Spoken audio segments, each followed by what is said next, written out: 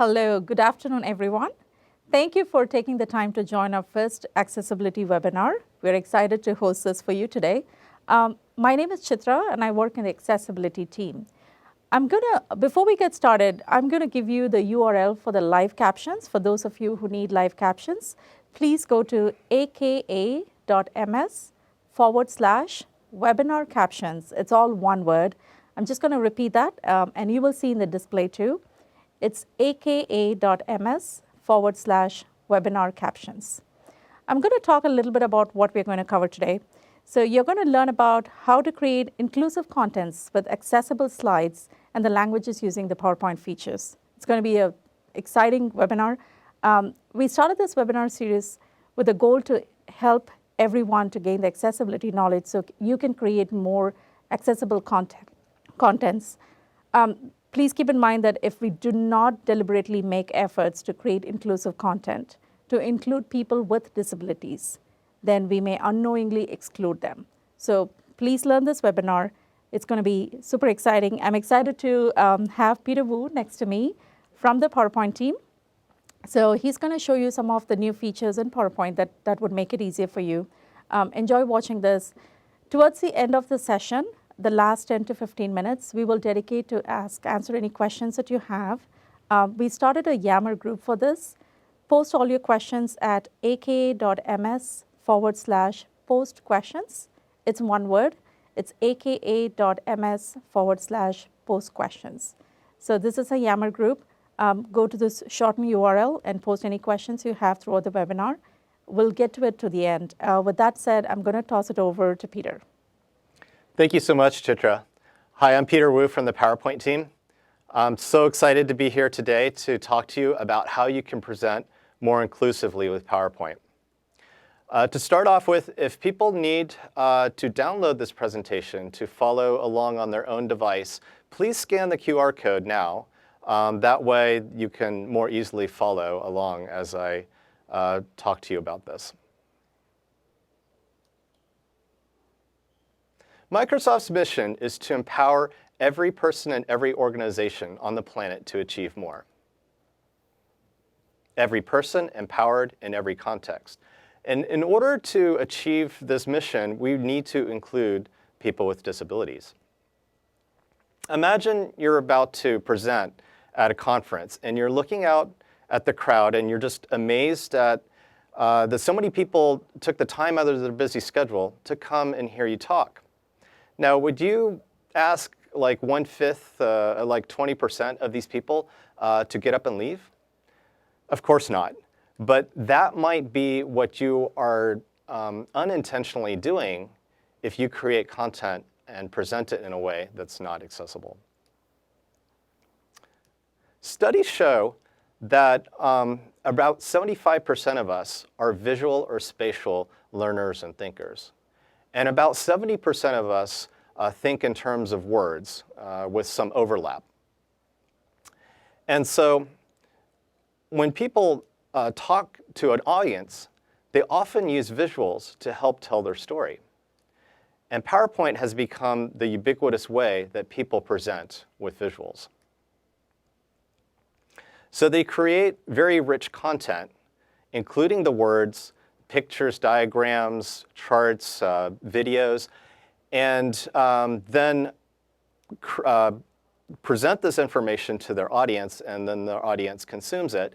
And if you look at this whole ecosystem, everybody involved here, we need to include people with disabilities at every step of this process. So we're going to make our presentations accessible, and by doing that, we want to achieve the curb cut effect. Curb cuts were originally added to sidewalks to help people with mobility impairments to get around. But what happens is that they wind up benefiting a lot of other people as well. If you've ever walked around with roller luggage or a shopping cart or a baby stroller or using a skateboard, you've probably found that the curb cuts are very helpful. So the same principle applies to your presentations. By making them accessible, a lot of people will benefit. So let's dive right in to how we can do that. When you design your content, you should include these people. People with low vision or color blindness. And in order to do that, you should examine your contrast and usage of color in your presentation. For people with very low or no vision, make sure that your presentation works with a screen reader. For people who are deaf or hard of hearing, add captions to your videos. Now, this doesn't cover every type of disability and all the people that you need to think about when you present, but these are some of the ones that are the most challenging for a visual medium like a PowerPoint presentation. So when you create your slides, make sure that your text is readable by ensuring that it has high enough contrast. The examples that I'm showing here are 3:1 contrast and 4.5:1 contrast. These are the minimum contrast ratios that you need to keep in mind. If your text is large enough, if it's 18 points or larger, or 14 points in bold or larger, then the contrast needs to be at least 3:1. And by default, text in PowerPoint is 18 points or larger. So if you stick with that size, then you have more colors to choose from. But if you start to make your text smaller, it'll need to be at least 4.5:1. These contrast ratios are the ones prescribed by the Web Content Accessibility Guidelines, an international standard that's based on research studies that have been done on people with visual impairments and what it takes to be able to read text. If you have important graphics on your slide, those should be at least 3:1 contrast ratio as well. So what you can do in PowerPoint to make sure that you are meeting these contrast requirements is to run the accessibility checker. And so I'll walk you through that now. If you go to the review ribbon and choose check accessibility, it opens the accessibility checker on the right. And there is a category for hard to read text contrast. And you can take a look at the issues that it lists there. As you select these, it'll select the object on the slide that has the issue. Accessibility Checker can detect common color contrast issues, such as the example shown on the slide, which includes text with or without highlights applied and with or without hyperlinks. And this can be text inside text boxes, shapes, tables, and smart art diagrams, as long as the colors are opaque, solid colors. So I'll take this text box, for example. The text is too low contrast. When I click the drop-down arrow in Accessibility Checker, I have some commands that will help me fix that problem. So I can choose a font color, for example, that's lighter, and now that issue goes away. I've met the color contrast requirement. Just one thing to keep in mind, though, as you are addressing color contrast issues, is that Accessibility Checker doesn't detect all the types of color contrast issues you could have. There are limitations, and it doesn't work on any object that has transparency, a non-solid fill. It only looks at text and not graphics. Doesn't work on text and charts or text within a composition of multiple overlapping objects. So I want to let you know about another tool that you can use that will help you find color contrast issues. It's a separate app you can download for free called Accessibility Insights for Windows. You can download it at accessibilityinsights.io. And that's another tool that you can use to examine the contrast on your slides. So another practice that you'll need to do to make your slides accessible is to make sure that you're not communicating information using color alone. It's fine to be communicating information with color, and that's a common practice, but it becomes a problem when you use only color to communicate that information and you don't communicate it through other means. So let's take a look at this chart. The different colors of the lines represent different regions. And we have a legend on the right side of the chart to help us associate which colors are associated with which region so we can read the chart.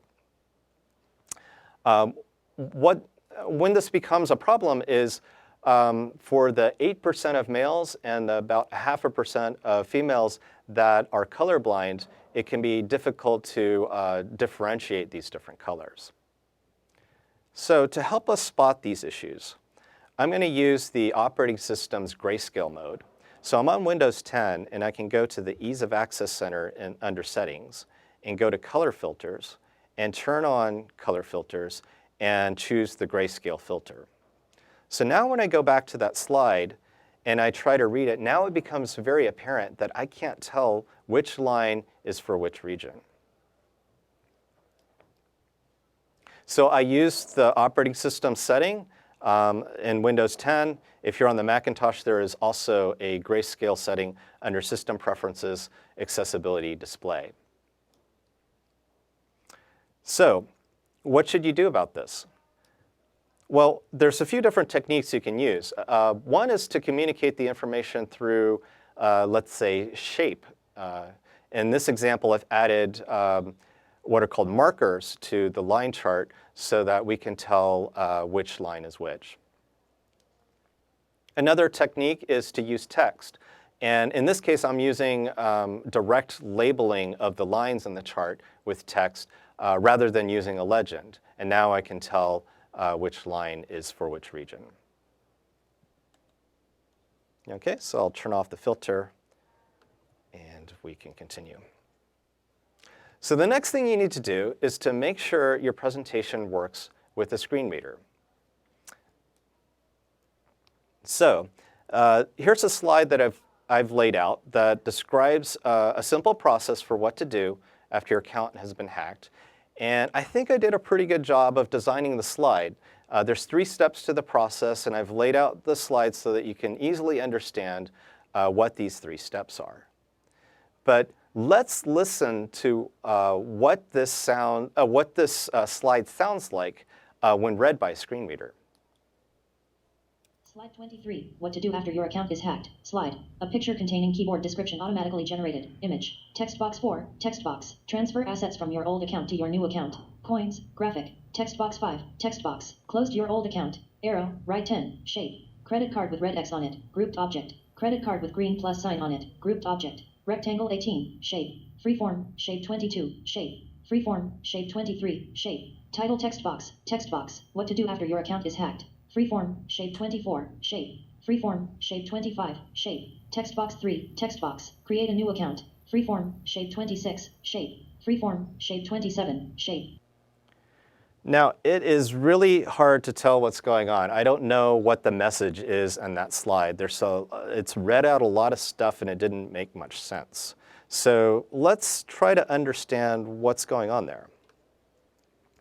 So in Accessibility Checker, there is a rule that looks at the reading order on your slide and will give you a warning in case it thinks that the reading order of the slide is not good. And you can click a command there called Verify Object Order, which will bring up what's called the reading order pane. This is a new feature that we've recently rolled out to Office Insider in PowerPoint for Windows. So what the reading order pane does is it helps me see the order that a screen reader would read these objects in. So they're listed from top to bottom in the pane with numbers next to them so that I know what that order is. And I can see now that it's a very strange order that doesn't really match how they're visually laid out. So what I can do here is in the pane, I can start to fix up that order so that this slide makes a lot more sense when read by a screen reader. Now, one of the things that I'm going to do before I try to sort the objects here is I see that there's many objects that are part of this illustration of the bills and coins.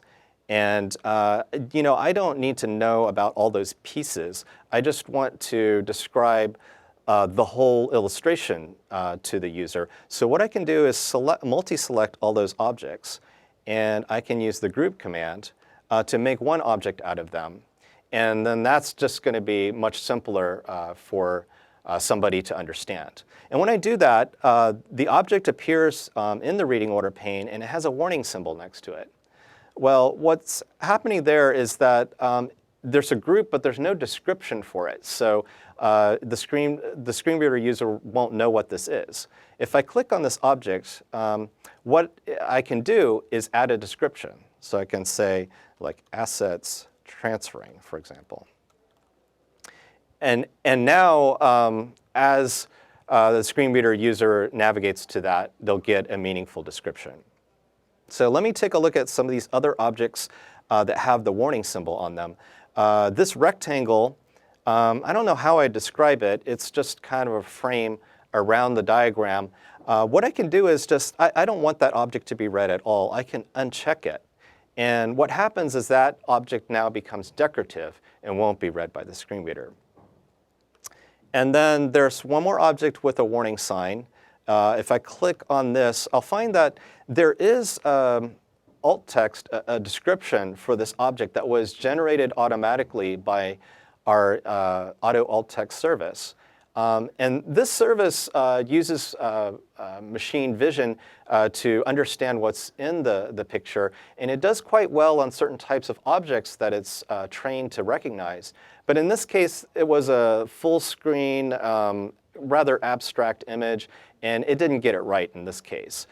So this is a reminder for me to review this automatically generated description and replace it with one that is more helpful for the context that I'm using it here. So I'm going to say a hacker's computer screen, for example. OK, so now I've got a smaller, simpler set of objects to work with. And I can just kind of take a look at how they're ordered. And I see that this is not how the order I want, and just kind of drag and drop them into place until I get the order that I want. Sometimes it might not look right after I've ordered them. If that happens, I'm just going to Control-Z to undo. In this case, I don't want to put the title in the first slot because it gets covered up by the background image. And then I'm going to take these other objects and just start putting them in their place. So I'm going to put this description after this picture. Next is the group, and then the description for that. We've got one more here.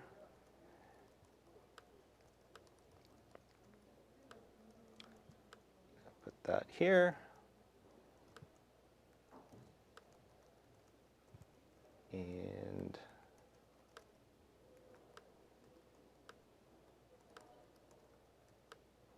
And now I've got the objects in the order that I want.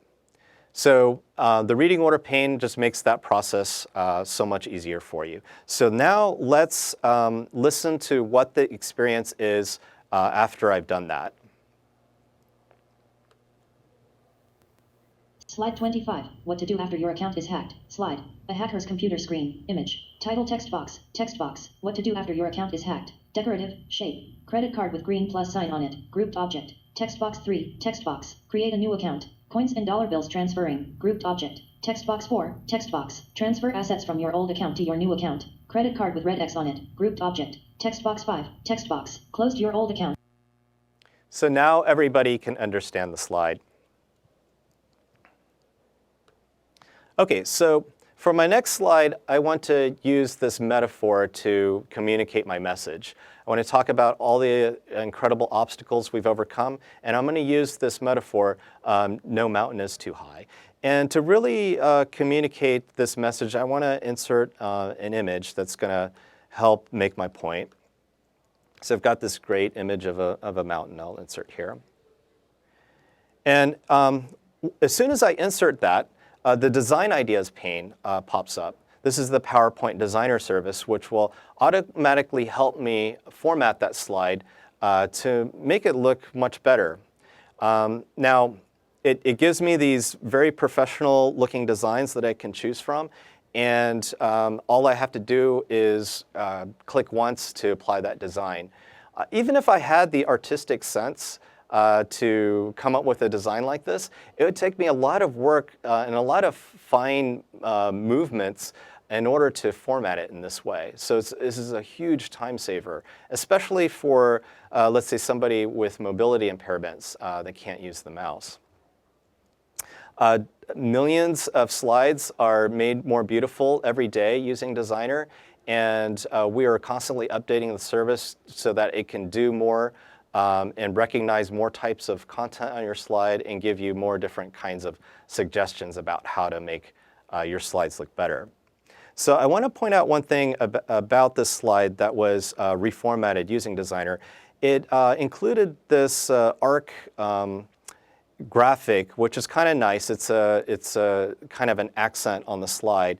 And you'll notice in the reading order pane that it is unchecked, meaning that it is not part of the reading order. It's been marked decorative. And that happens automatically so that you don't have to do that after you've used Designer. Okay. So the next thing we're going to do is walk through a few slides here that are missing slide titles. Now, it's important to include a unique and meaningful title on every slide because as a screen reader user is navigating through the presentation, that's how they keep track of where they are. And the accessibility checker will list errors for any slides that are missing titles. So in this case, I have a title placeholder on the slide. And in the accessibility checker, if I click the dropdown and I'll have an edit slide title command, I click that and I'll go into text edit mode on the title placeholder, and now I can type in a title. So that's a very easy process. So let's go to the next slide. And this one is a little trickier because there's no title placeholder. Now what do I do? Well, in the accessibility checker, if you click the drop-down, there is an add slide title command, and that will put that missing title placeholder back on the slide. And now I can just type in my title. So that's easy as well. On my next slide, I formatted it in such a way that I don't really want to have a title visible on the slide. It's going to get in the way. So what can I do in that case? Well, on the drop-down, there's also an add hidden slide title command. And so that's a nifty way that you can add a title to your slide, but that title is not going to be visible to the audience as you present, but it is visible to you as you're editing the slide, and it will also be read by the screen readers. So the screen reader user will know what's on that slide. And then on this last slide here, the accessibility checker is saying that I'm missing a slide title. And I don't know what's going on because it looks like I do have a title on this slide. But actually, if I take a closer look and look in the outline pane, I'll see that next to the slide icon, there's no title appearing in bold. This slide actually doesn't have a title. What happened is somehow I have a large text box at the top of the slide, but that's not really the title object. In the accessibility checker, I can just choose the set as slide title command. And now that is the title object. It doesn't look any different, but if I look in the outline pane, I'll see that it really is the title now. So it's very easy to fix slides that are missing slide titles.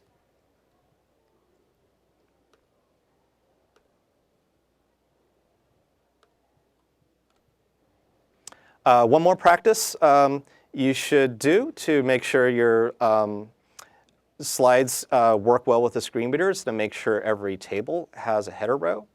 Accessibility checker will warn you about this. In this case, there's a row at the top that's in bold, but it's not really the header row. And in accessibility checker, I can choose the use first row as header command, and now it is the real header and will be read more easily by a screen reader. Another practice is to make sure that hyperlinks have a meaningful name. And in most cases, you should not use the URL as the hyperlink name because it's too long and too complex. Let's listen to what this sounds like in a screen reader. https://onedrive.live.com/?auth key $% 2 1 ilzziuze %2 djasc &id $886E72764 bf50 2 1 2 3 8 sid $886E72764 bf50. Okay, that was very long and not useful. So what you should do instead is to give a meaningful name that explains what that resource is that you're linking to. And when this is read by the screen reader, we can more easily understand it. And there is a command within the screen reader to read the URL in case that's needed as well. And if you want to go a step further, another practice you could do to make it easier for people to use these hyperlinks in your presentation is to provide a visual representation. So if an audience member who doesn't have an electronic copy of the presentation wants to follow that link, they could scan this QR code, for example, and follow that link. Okay. And then one more thing you should do to help people that have visual impairments understand your presentation if you are using videos is to describe what is going on in the scenes of your video. So I'm going to show you an example of a video that was produced which has what are called audio descriptions so that people will understand what's going on. A busy city street. Maya with her guide dog. Good boy, steady. Steady, good boy. Erin Lauridsen, Lighthouse, San Francisco. We want to explore our world in the same way. So in this video, in addition to hearing the dialogue that's going on, there's also a narrator's voice explaining what's happening. When you're producing your videos, just keep this in mind and make sure that they add audio descriptions. Okay, the next thing that you should do to make your presentation accessible is to include captions on videos so that the words, the dialogue that's being said can be understood by people who are deaf or hard of hearing. When it comes to captions, you have a few different options. Open captions are the type where the words are actually rendered into the pixels of the video frames. And when you play the video, the words will appear, and there's no option to turn that off. But a better option to use is what's called closed captions, where the words and the video pixels are separate. They can still be stored in the same file, but in separate tracks. And it's the viewer that gets to choose whether or not the words show up while playing the video. And when you're using closed captions, you can have multiple tracks of captions, and the viewer can choose which track they want to see. So you could have different languages in different tracks, for example. If you use this approach with professionally produced videos that have the captions encoded into the video, just keep in mind that there'll be different formats you'll need to use on different platforms. And the recent versions of PowerPoint can play back the captions that are encoded into these videos. There's another option you can use for closed captions when using PowerPoint for Windows. You can take captions that are stored in a separate file from the video in the WebVTT standard format and insert those captions to go along with the video. And those captions will play back the same way when you play the video. And I'll show you an example of that now. So on this slide, I'm going to insert a video first. And then after I've inserted the video, I can go to the Playback tab and the ribbon and choose the Insert Caption command. And then I can select the caption file that I want. And now when I play the video, there is a caption icon here, and I can choose which track I want to play. If I choose the English track, then those words will appear as the video is playing. Okay.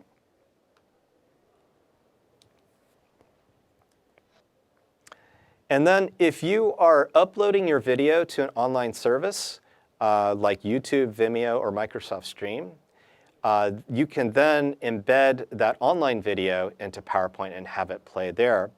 And all of these online services support closed captions. And they all support uploading WebVTT files. So if you can produce a caption file in WebVTT, you can upload it. Also, YouTube and Microsoft Stream can generate captions automatically. And they have built-in caption editors so that you can go in and make corrections to the captions if you need to. So I'll just show you a quick example here of a video that's hosted on YouTube. And the CC button in the lower right corner controls whether the captions are shown. One with a rare genetic disorder called Escobar syndrome. Okay, so the next thing we're going to do after we've prepared our slides is now we will need to get ready to present them. And I'm going to show you a feature that we've recently rolled out in PowerPoint Online, the version that runs in the browser, called Presenter Coach, which helps you rehearse and get ready for presenting.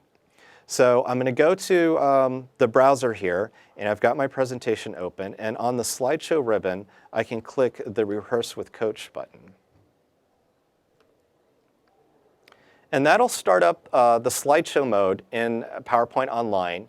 And then it will start up the Coach Assistant. So a pop-up shows up in the lower right corner, and I can click on the button there, or I can even navigate there with the keyboard and have it start up.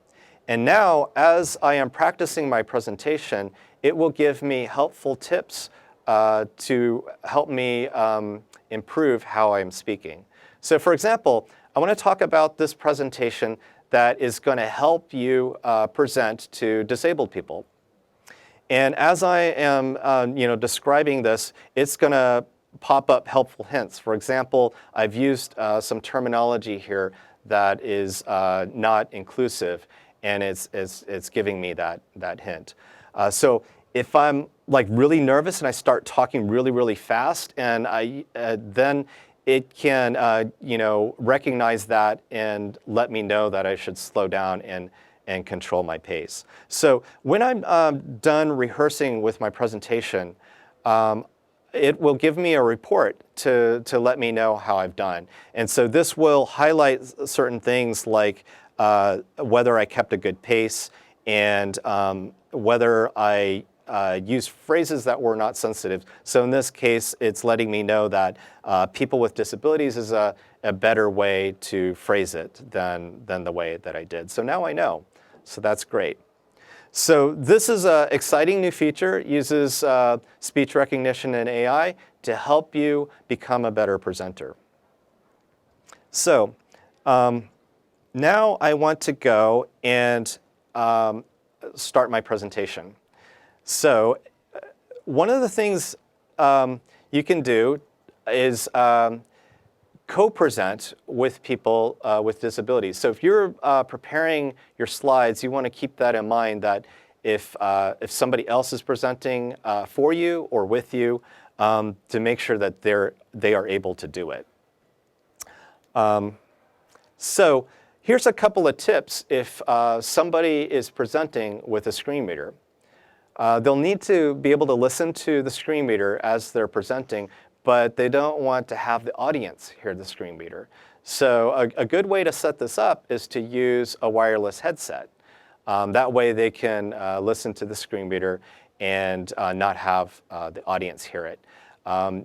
For example, you can configure screen readers such as Narrator or JAWS to use a specific audio device and have PowerPoint use a different audio device, let's say the main speakers on your computer.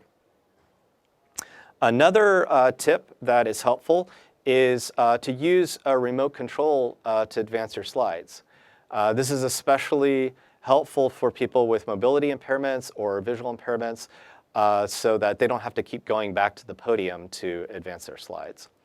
There's a number of presentation remote controls on the market that you can buy to do that. Or another option is if you are using a Surface device, you can use the Surface Pen. This has a Bluetooth button at the end, and you can just click it to advance your slides. So that's a great option to use if you have that device. So next, you want to start to think about how you can present to an audience that includes people with disabilities. One thing that's going to help a lot is if you distribute the presentation to your audience electronically so that they have it and can load it on their own device and use it with assistive technologies if they need to. Another practice that is good is to not make the assumption that everybody can see the slides as you're presenting. So when you're describing things, you don't want to refer to the slides in the wrong way, to say like, this is bigger than this, and not have your audience know what you're referring to. So instead, you could say third quarter revenues are bigger than fourth quarter revenues. Another thing to do is to make sure that you turn on closed captions. We just showed you that they are supported in PowerPoint and you can add them to your videos, but make sure that they are on while you're presenting. And another thing you should do is to include live captioning for what you are speaking as you're presenting. Now, if you can hire a professional service to do this for you. Human translators and transcribers can listen to you speak and provide text translation or sign language translation in real time for your audience. But let's say you don't have budget to do that, or you haven't planned far enough in advance to make those types of arrangements. Another option you have is the live captions and subtitles feature we recently rolled out in PowerPoint. That is powered by AI and can provide captions in real time as you speak and present. So let me show you a little bit more about that. While you're in PowerPoint, you can go to the slideshow ribbon and turn on captions by clicking the caption button down here. Or you can press the keyboard shortcut J to toggle them on. Now the live captions have turned on, and you can see them appearing at the bottom of the screen. And they're actually in what's called a docked mode right now. The slide has been shrunken a bit so that we can fit in some extra space at the bottom to show those captions. And there's other options to show the captions overlaid on the slide if you want, or at the top. You can choose these different positions. This is an exciting new feature that supports 12 spoken languages, over 60 languages that we can translate to and show captions for.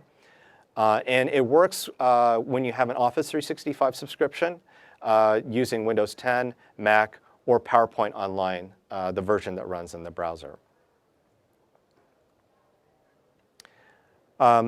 Before you get started, make sure that you have a good microphone and internet connection that you can use. Wireless headsets or conferencing microphones work great. It will work awesome with the new Surface earbuds we recently announced, and that will be available soon. And make sure that you turn it on, like just press J while you're in slideshow or presenter view. Adjust the settings that you like.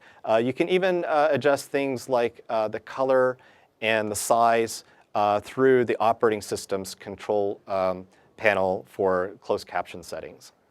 And while you're presenting with live captions, you'll get these alerts like listening or background noise or network issue to let you know how well it's working or if there's issues that you need to address.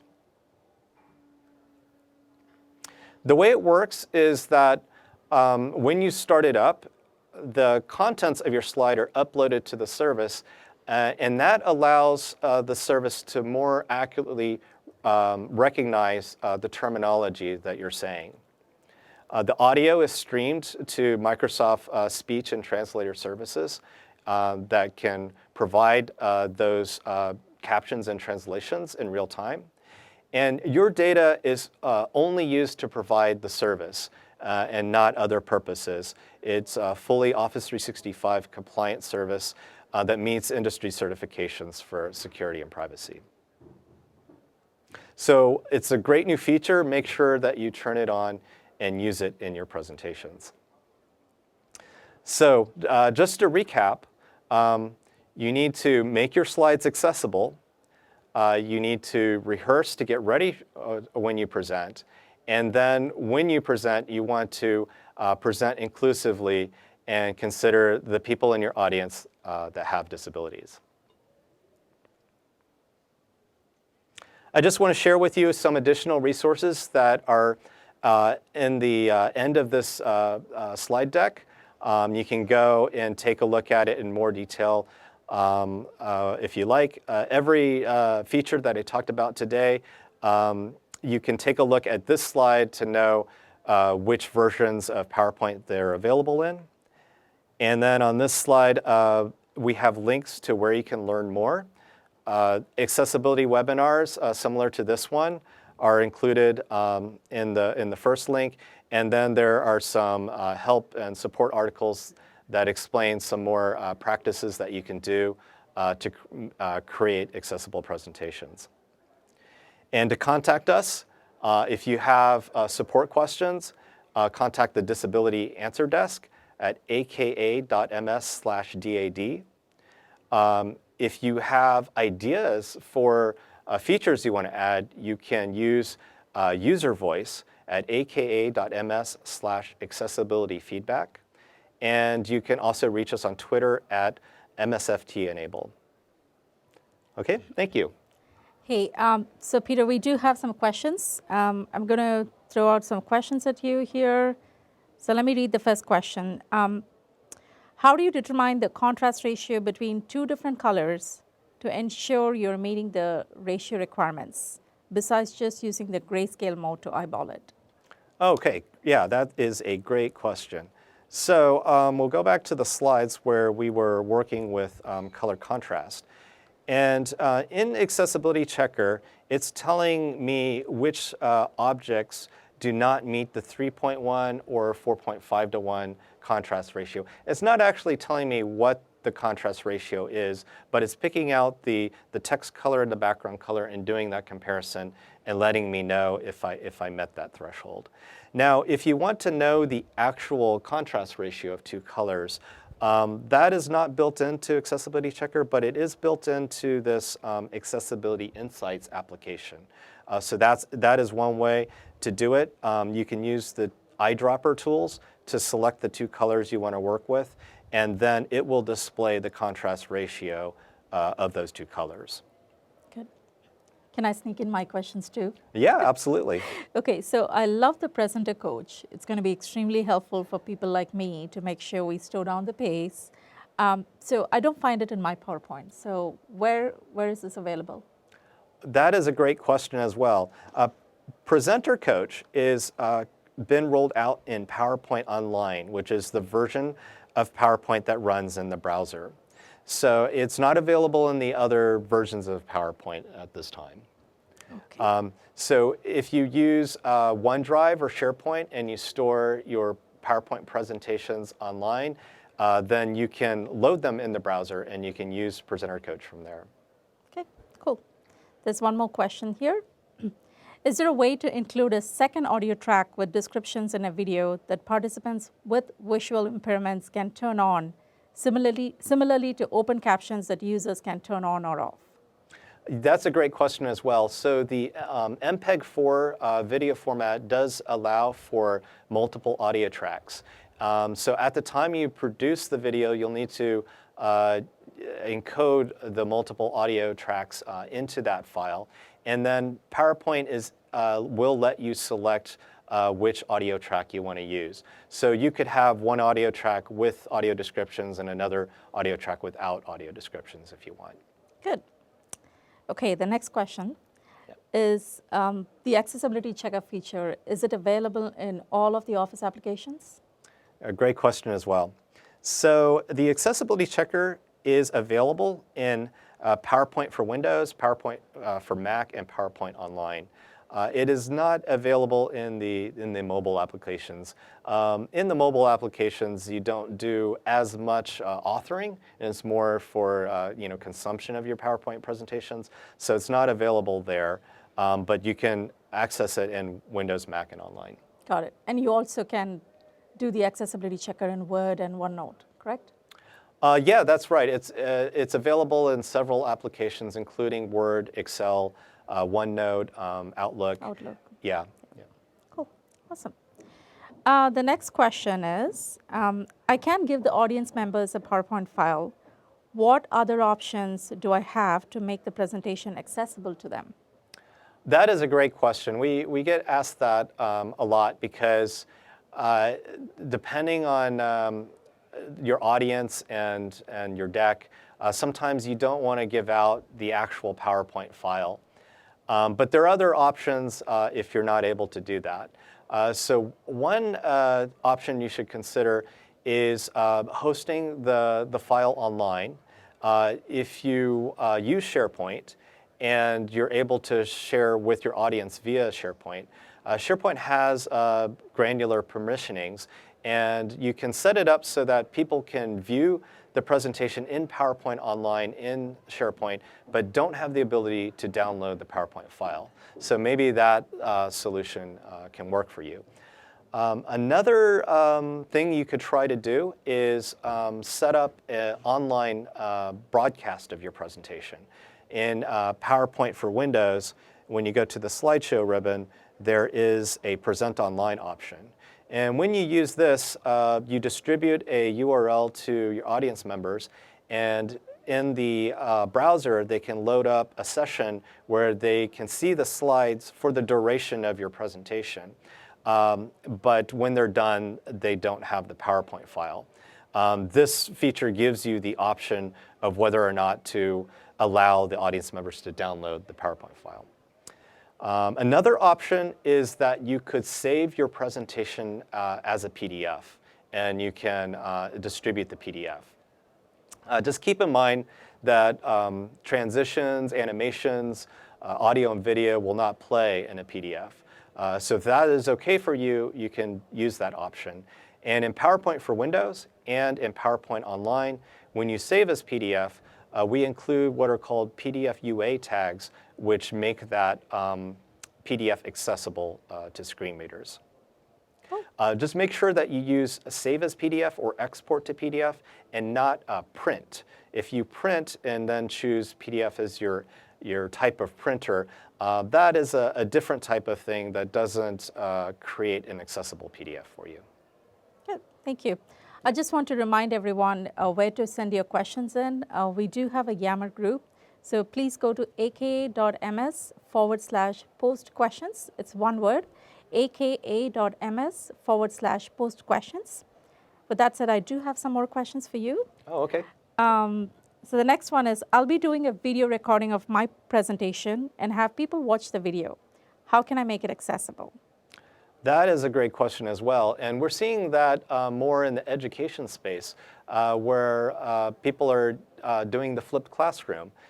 They're recording their lectures, providing them online for the students to listen to, and then using the class time for interaction and questions and things like that. So there's a couple of options available to you.